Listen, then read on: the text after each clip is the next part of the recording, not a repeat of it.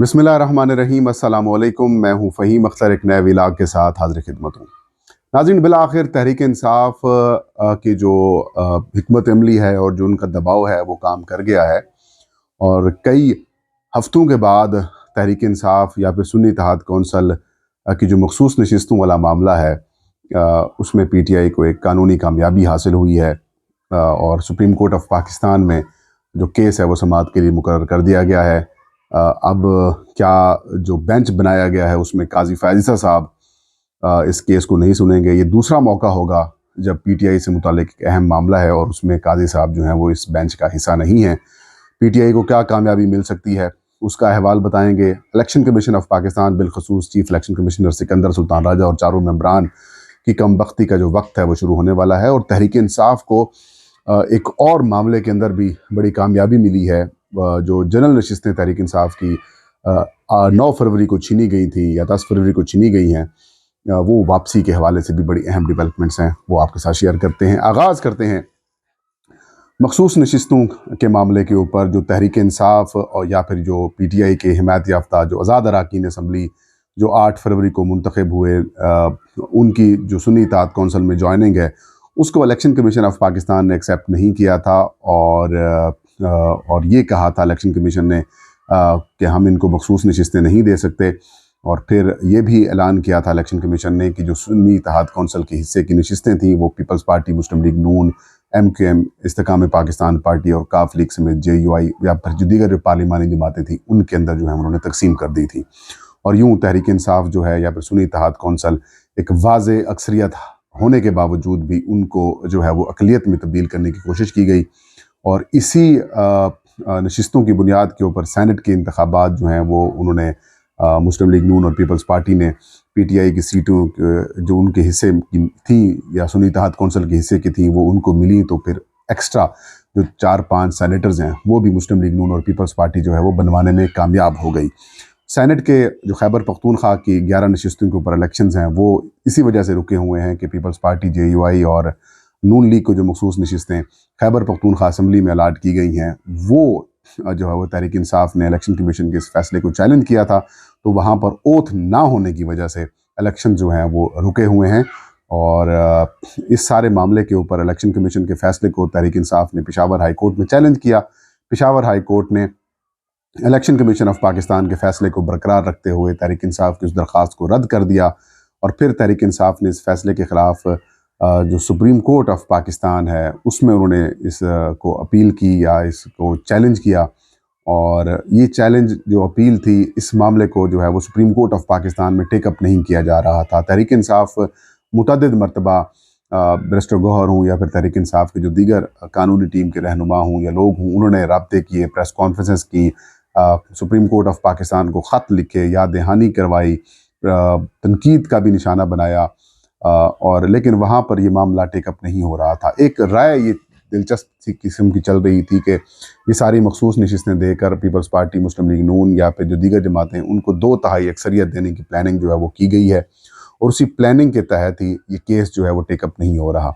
अब इसके अंदर बड़ी इंटरेस्टिंग किस्म की डेवलपमेंट्स हुई हैं। पेशावर हाई कोर्ट के फैसले को अलग रखें, लेकिन जो चंद रोज़ पहले इलेक्शन कमीशन ने स्पीकर कौमी असम्बली को एक पार्टी पोजीशन भिजवाई है और उस पार्टी पोजीशन में जो सुन्नी इत्तेहाद कौंसल में जो जॉइनिंग्स हैं उनको एक्सेप्ट किया गया है। और यूँ 82 या फिर 83 मेंबरान के ऊपर मुश्तमिल जो सुन्नी इत्तेहाद कौंसल है वो पार्लिमान की दूसरी बड़ी जमात जो है वो बनी है।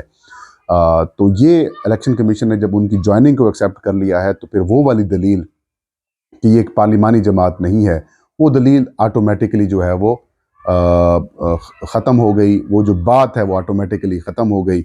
और यूँ जो तहरीक इंसाफ या फिर सुन्नी इत्तेहाद कौंसल का जो मौक़िफ़ है उसके अंदर एक वज़न आ गया कि देखें, एक तरफ आप हमारी जॉइनिंग को एक्सेप्ट कर रहे हैं और दूसरी तरफ आप हमें मखसूस नशिस्तें नहीं दे रहे। तो जो तहरीक इंसाफ की जो लीगल टीम है, जब वो किस केस की सुप्रीम कोर्ट ऑफ पाकिस्तान में जो 8 फरवरी को जो समाअत होगी तो उसमें इस मामले को तहरीक इंसाफ की जो लीगल टीम है वो बड़े अच्छे अंदाज में पेश कर सकती है कि एक तरफ इलेक्शन कमीशन हमें मखसूस नशिस्तें नहीं दे रहा तो दूसरी तरफ उसको पार्लिमानी जमात के तौर पर भी एक्सेप्ट हमारी जॉइनिंग्स कर ली गई हैं। अगर تو وائلیشن تھوڑی بہت ہوئی بھی ہے تو پھر آپ مخصوص نشستیں ان سے واپس لے سکتے ہیں. یہ کیسے ممکن ہے؟ مثال کے طور پر خیبر پختونخوا اسمبلی کے اندر دیکھ لیں، جن سیاسی جماعتوں نے 2، 5 یا 6 نشستیں جیتی ہیں ان کو 12، 12، 15، 15 مخصوص نشستیں جو ہیں وہ الاٹ کی جا رہی ہیں.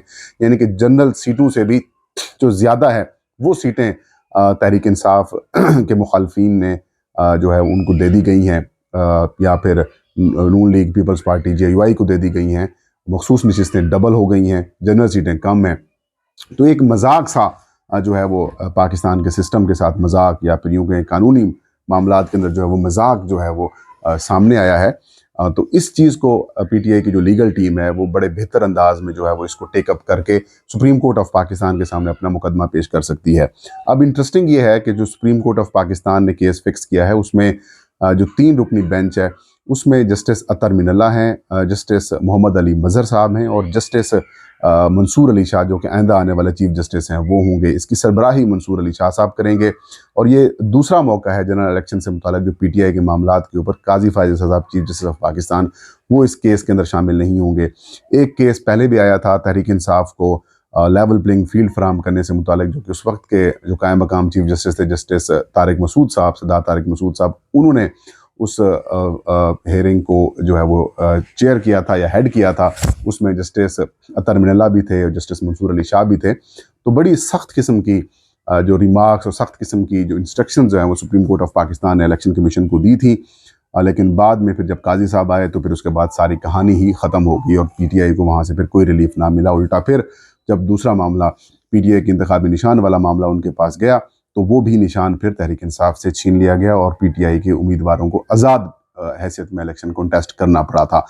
تو اب توقع تو یہی ہے کہ انصاف کے تقاضوں کے اوپر اگر سپریم کورٹ اس سارے معاملات کو دیکھتی ہے تو پھر تحریک انصاف کو مخصوص نشستیں واپس ملیں گی. اور اگر PTI کی لیگل ٹیم نے پراپر انداز میں اس کیس کو لڑ لیا، پراپر انداز میں PTI نے اس کیس کی تیاری کر کے ان کی لیگل ٹیم گئی تو کوئی بعید نہیں، کوئی وجہ نہیں کہ یہ مخصوص نشستیں اس کو نہ دیں. بہرحال کچھ جو سپریم کورٹ کور کرنے والے جو صحافی حضرات ہیں وہ یہ کہہ رہے ہیں کہ 2-1 سے فیصلہ PTI کے اگینسٹ آئے گا. لیکن میں یہ سمجھتا ہوں کہ اتنا کچھ پاکستان کے آئین کے ساتھ کھلواڑ ہو گیا، جمہوریت کے ساتھ کھلواڑ ہو گیا، رولز وائلیشنز، قانون کی وائلیشنز کر لی گئیں، بیسک ہیومن رائٹس کی وائلیشن کر لی گئی، آئین کی وائلیشن کر لی گئی. اب میرے خیال میں کہیں نہ کہیں آ کر سپریم کورٹ آف پاکستان کو بھی اس لیول، اس ساری جو اسے کہہ سکتے ہیں کہ یہ جو سارے خلاف ورزیاں ہیں اس کا سلسلہ روکنا ہوگا. اور یہ ایک بڑا میں یہ سمجھتا ہوں کہ سپریم کورٹ کے پاس بھی ایک بڑا موقع ہے کہ وہ اس ساری وائلیشنز کو روکے اور ایک نئی چیز جو ہے وہ پاکستان میں شروع کرے. اور یہ جو مخصوص نشستیں تحریک انصاف یا پھر سنی اتحاد کونسل سے چھینی گئی ہیں، جو کہ میں سمجھتا ہوں کہ الیکشن کمیشن آف پاکستان کا غیر قانونی فیصلہ ہے، غیر آئینی فیصلہ ہے، کہ آپ نے جو وجوہات پیش کی ہیں وہ قابل فہم نہیں ہیں. لیکن کچھ بھی بعید نہیں ہے، اگر تو معاملات PTI کے بگڑے تو پھر اس فورم سے بھی PTI کو جو ہے وہ شاید ریلیف نہ ملے. لیکن ایک ڈیبیٹ، ایک سخت قسم کا کیس جو ہے وہ آپ کو اگلے ہفتے نظر آئے گا. اس کے علاوہ الیکشن کمیشن آف پاکستان کی بھی موجودہ چیف الیکشن کمشنر سکندر سلطان راجہ اور جو باقی ممبران ہیں ان کی بھی آپ کہہ سکتے ہیں کہ کم بختی کا جو وقت ہے وہ اب شروع ہو چکا ہے. مثال کے طور پر دباؤ میں لا کر، پریشر میں لا کر، یا پھر بلیک میل کر کے، یا پھر جس طرح سے بھی ان سے فیصلے لیے گئے، یا پھر ان کی اپنی مرضی سے فیصلے دیے گئے، یا پھر اس گریٹر گیم پلان کے اندر یہ لوگ شامل تھے، جو بھی ہوا. لیکن اب ان کے خلاف معاملات ہیں وہ اب تیزی سے شروع ہو چکے ہیں. بالخصوص جو عام انتخابات کے نتائج کو جن جگہ کے اوپر قانونی اور آئینی فورم ہے، الیکشن ٹریبیونلز، انہوں نے اب تیزی سے کام شروع کر دیا ہے. اور میں یہ سمجھتا ہوں کہ اسلام آباد میں جو PTI سے 3 نشستیں چھینی گئیں، مثال کے طور پر عامر مغل صاحب ہوں، یا پھر علی بخاری صاحب ہوں، یا پھر شعیب شاہین صاحب ہوں، ان کے جو تینوں حلقوں سے مسلم لیگ نون کے لوگوں کو جس طریقے سے جتوایا گیا، اب یہ نشستیں جو ہیں وہ PTI کو واپس ملنے کی طرف بڑا تیزی سے کام جو ہے وہ شروع ہو چکا ہے. اسلام آباد ہائی کورٹ کے جسٹس طارق محمود جہانگیری کے اوپر مشتمل جو الیکشن ٹریبیونل ہے اس نے کیسز کی سماعت شروع کر دی ہے. اور کل جو کیس کی ڈیولپمنٹ ہوئی اس کے اندر جو فیصلہ سامنے آیا وہ یہ آیا کہ الیکشن کمیشن آف پاکستان سے الگ مسلم لیگ نون کے جو جیتنے والے اراکین اسمبلی تھے، مثال کے طور پر آپ کہہ سکتے ہیں جو تینوں حلقوں سے نون لیگ کے MNAs بنے ہیں، طارق فضل چودھری صاحب ہوں، یا پھر جو باقی لوگ جو جیتے ہیں ان سے الگ جو فارم 45 اور 46 جو ہے وہ مانگے گئے ہیں. تحریک انصاف کے لوگوں نے الگ سے فارم 45 جمع کرائے ہوئے ہیں. اب اگر الیکشن کمیشن اور مسلم لیگ نون کے فارم 45 الگ ہوتے ہیں یا ایک ہوتے ہیں اور پی ٹی آئی کے جمع کردہ فارم 45 الگ ہوتے ہیں، اور پھر اگر ٹریبیونل جو ہے وہ جماعت اسلامی یا پھر باقی جو امیدواران ہیں ان سے بھی فارم 45 منگوا لیتے ہیں، یعنی کہ ہارنے والے امیدواروں کے الگ فارم 45 ہیں، جیتنے والے اور الیکشن کمیشن آف پاکستان کے فارم 45 الگ ہوتے ہیں، تو کیس کا فیصلہ تو چند دنوں کے اندر ہی ہو جائے گا. اور یہ میں سمجھتا ہوں کہ تحریک انصاف کو سب سے پہلے جو نشستیں ملیں گی وہ اسلام آباد کی تینوں نشستیں ہی واپس مل سکتی ہیں، کیونکہ 3 کیسز ٹوٹل ہیں اور ٹریبیونل ہے وہ جلدی ہی فیصلہ کر لیں گے. اور ویسے بھی طارق جہانگیری صاحب وہی ہیں جنہوں نے جو 6 ججز ہیں جنہوں نے خط لکھا تھا ایجنسیز کی مداخلت اور باقی معاملات کے اوپر، ان میں وہ جج صاحب بھی جو ہیں وہ شامل ہیں. اور اگر تحریک انصاف کی جو یہ تینوں ممبران ہیں ان میں سے کسی ایک نے یہ ڈیمانڈ کر دی کہ ای ایم ایس کے اوپر جو 8 فروری کی رات یا پھر 8 اور 9 فروری کی درمیانی شب جتنے فارم 45 پریزائڈنگ آفیسرز نے موبائل فونز کے ذریعے جو بھجوائے ہیں، اگر تو وہ منگوا لیے جاتے ہیں، جو کہ ان کا منگوانا اتنا بڑا ایشو نہیں ہے، کیونکہ اب سب کو پتہ ہے کہ ٹیمپرڈ جو فارم 45 ہیں وہ الیکشن کمیشن نے اپنی ویب سائٹ پہ جاری کیے ہیں اور وہی مسلم لیگ نون کے پاس ہیں. اگر تو وہ ای ایم ایس والے فارم 45 ان کو مل جاتے ہیں، یعنی کہ 2-3 طریقہ کار سے یہ پکڑے جائیں گے. اور پھر اگر جو باقی آپ اسے کہہ سکتے ہیں کہ جو باقی الیکشن کا میٹیریل ہے، فارمز ہیں، وہ منگوا لیے جاتے ہیں، تو پھر بھی کہانی جو ہے وہ ان کے ہاتھوں سے وہ جو ہے وہ نکل جائے گی. اور پھر جو انگوٹھے کے نشان جاری کرنے کے بعد جو بیلٹ پیپر جو دیا جاتا ہے، اس کے بھی اگر چیزیں منگوا لی جاتی ہیں جو کہ ہلکا کھلے گا تو پھر سارے سسٹم سامنے آ جائیں گے. تو یہاں سے بھی مسلم لیگ نون کی یہ تینوں نشستیں جو ہیں وہ جاتی ہوئی دکھائی دیتی ہیں. اور دیکھتے ہیں کہ اب الیکشن کمیشن آف پاکستان کس حلقے میں اپنے آپ کی جو انہوں نے دھاندلی یا سارے کچھ ہوئے ہیں اس کو کیسے جو ہے وہ ڈیفینڈ کر پاتا ہے. تو میں یہ سمجھتا ہوں کہ اب کمیشن کی کم بختی شروع ہو چکی ہے اور نون لیگ سے سیٹیں جو ریورس ہونا جو ہے وہ آنے والے دنوں میں آپ کو ہوتی ہوئی نظر آئیں گی. یہ تھا آج کا ویلاگ. مجھے اجازت دیجیے. اللہ حافظ.